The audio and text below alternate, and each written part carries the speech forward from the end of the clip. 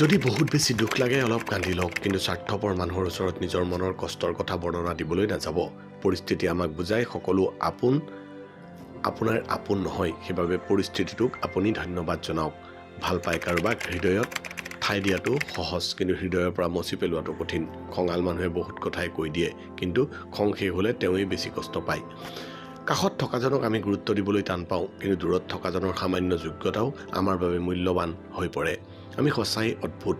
সঁচা কথা ক'লে যিয়ে খং কৰে তেওঁৰ ওচৰত সঁচা হোৱাটো উচিত নহয়, আৰু যিজন বতৰৰ দৰে সলনি হয় সেই মানুহৰ লগত বন্ধুত্ব কৰাটো উচিত নহয়। এতিয়াৰ যুগটো খুব ব্যস্ত হৈ গৈছে। খুব বেছি প্ৰয়োজন নহ'লে কোনেও কাকো মনত নাৰাখে।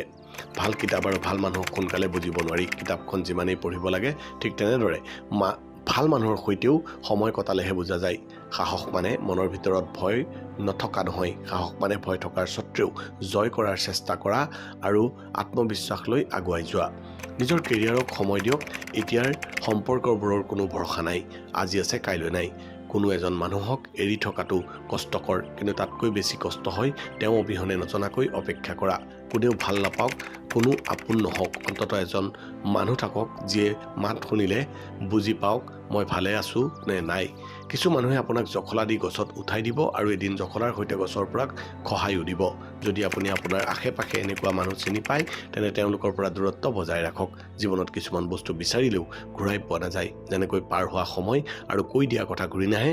আনৰ তুলনাত সফলতা যদি দেৰিকৈ আহে তথাপিও নিৰাশ নহ'ব, কাৰণ সৰু ঘৰ সোনকালে তৈয়াৰ কৰা হয়, কিন্তু ডাঙৰ অট্টালিকা বনাবলৈ অলপ সময় লাগে।